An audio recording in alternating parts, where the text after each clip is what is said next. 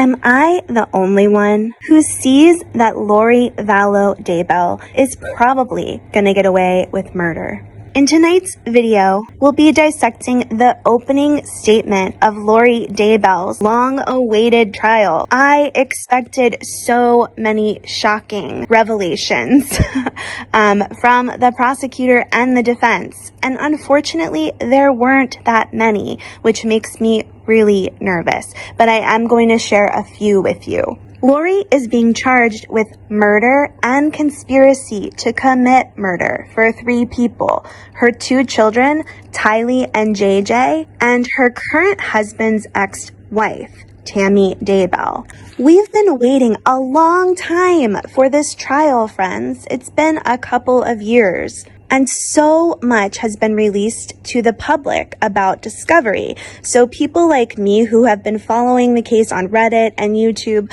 we've already heard a lot of information about what was going on with Lori and Chad. Maybe that's why I'm cynical, feeling like the prosecution has nothing new to share. But another important memory that makes me super cynical about Lori getting convicted is what I know about what happened with the Casey Anthony trial. Real quick, I'm just going to let you know, for me, these 2 trials are very similar in certain ways, and specifically in the way that they have both received so much media attention that it drastically limited the population of people who could be admitted into the jury. I remember watching the Casey Anthony trial on TV when they had to pick the jurors, and I was absolutely floored because it was so difficult to find people who had never heard about Casey Anthony. It was like they took 100 people and maybe 5 of them basically admitted that they never watch TV. They never leave their house. They don't talk to anyone about anything. They spend all day on the computer. They don't have jobs and they don't know anything about Casey Anthony. And those were the only 5 people that could be admitted to the jury. And then they had to move on to the next 100 to try to find more jurors. And I remember thinking, OMG, this jury pool is going to be so skewed because it's not made up of like a normal group of peers, a jury of your peers. It's made up of, I'm sorry to say, and I'm sure they're wonderful people, but very odd people who don't pay attention to the news, people who don't go outside, people who don't interact with the world around them. So when Casey was found innocent, one thing I thought back on was the fact that the pool of jurors simply were not the kind of people I would expect to really understand the world around them and be able to infer the kinds of things that the prosecution was asking them to infer. It made sense to me that this type of person would be the most likely to let Casey go free. And guess what? I think something very similar has happened in Lori Daybell's case. In my opinion, this is a rarely talked about problem within the court system when it comes to high-profile cases. When you go to pick the jurors, you have to be very careful, and the defense is going to try its best to get anyone kicked off the jury who they don't think are most likely to find their client not guilty. So, of course, you're going to get rid of a lot of people who have looked at the internet, gone on YouTube, but there's also like sort of some kind of a line of normalcy, I think, right? Like there should be something written into law. Like you cannot exclude everyone that's ever heard anything about a news article, a movie, a show about this defendant, or else you're going to wind up with a bunch of people who don't represent the general population. Okay? I'm not saying they're weird. Maybe they're the right way to be. Maybe not listening to TV, not watching movies. Like, that's a good way to be. I'm not criticizing them. I'm just saying they're not representative of the majority of us. And not only that, because once Lori Daybell's team had kicked off all the people that had ever heard anything about her, They also worked hard to kick off women and specifically mothers, or even anyone that had kind of like a caretaker type job in their life, right? They wanted to load that jury with older white men, the kind of men who find Lori Daybell attractive and have fallen for her charms many times before.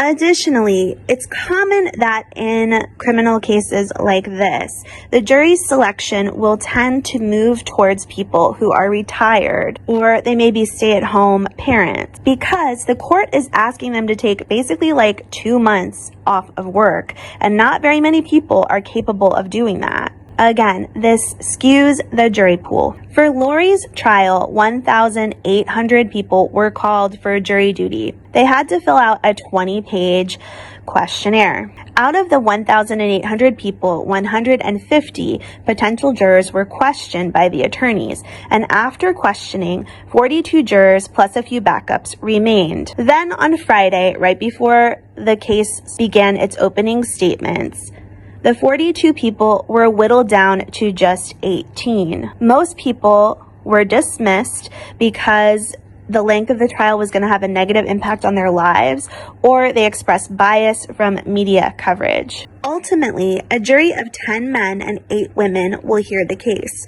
but that will be whittled down further when it's time to render the verdict. Okay, let's move on to the prosecutor's opening statement. Okay.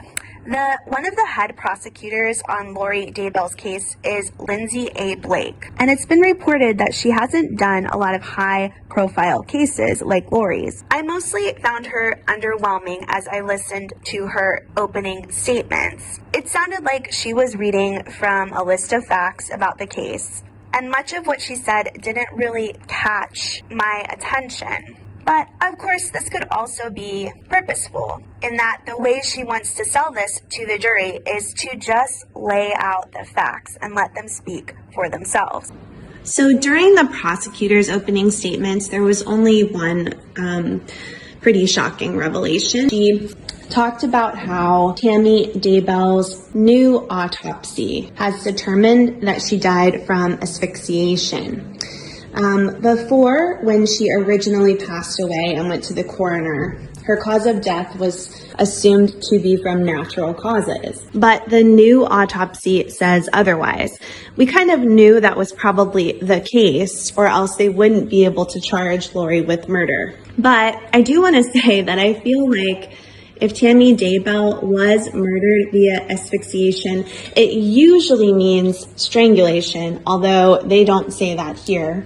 It could be lack of oxygen due to some other kind of death process. But if it was strangulation, I feel like the jury would be unlikely to believe that Lori Daybell could and would actually participate in the strangulation of another woman who's probably equal in size to her.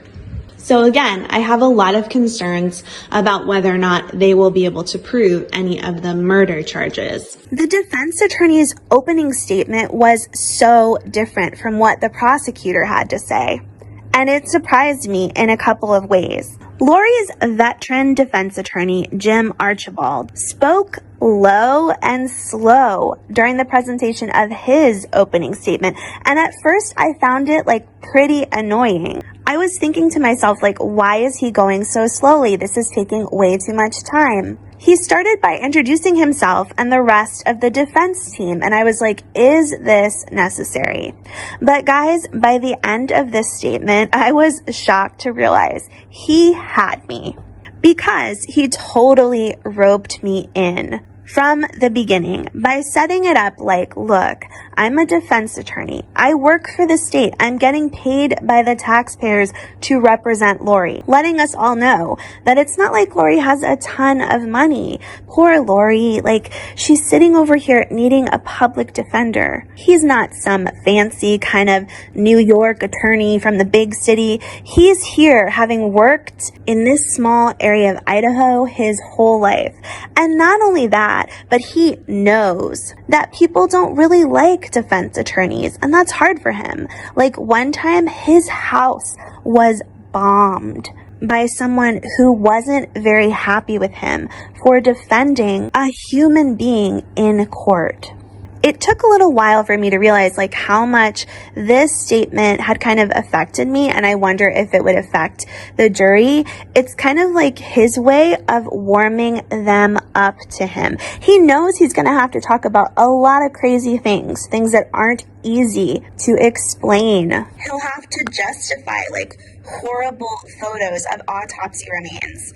And now I get it. He needed to endear himself to the jury and try to endear Lori. But to be quite honest, he did a better job of making it easier to just listen to him. He flat out says, like, hey guys, I know, like, based upon the fact that my house was bombed, that people get really emotional in these kinds of trials, and I'm asking you to put emotion aside. And after you've heard that this guy, like, his family was bombed or his office was bombed, you're like, okay, yes, Grandpa, I can do that for you, you poor man. So I really, by the end of the opening statement, I had come around to the way he had set all of this up for us. For me, what I got from the rest of the opening statement is basically that Archibald is saying, look, we can use alibi, like concrete alibi, to show that Lori was in a different location each time one of her children or Tammy Daybell lost their life. So how could she possibly be guilty of murder? And in this moment, I was like, yeah, if he can present these alibis in a way that is believable, I absolutely believe that the jury will either be hung or simply refuse to convict Lori of the charge of murder for any of the 3 deaths. I was surprised that Archibald didn't bring up anything additional in the statement. I had been waiting to hear maybe that they were going to blame everything specifically on Alex Cox, Lori's brother. I wanted him to like point the finger at someone. I also thought they would bring up ABUSE from Lori's childhood. Whether it's true or not, I thought that it would be a centerpiece of what they would talk about in this trial. However, we didn't hear any of that, and I found it kind of surprising. All right, thanks for joining me tonight, friends. I hope that you'll join me again tomorrow so that we can discuss day 2 of Lori Daybell's trial.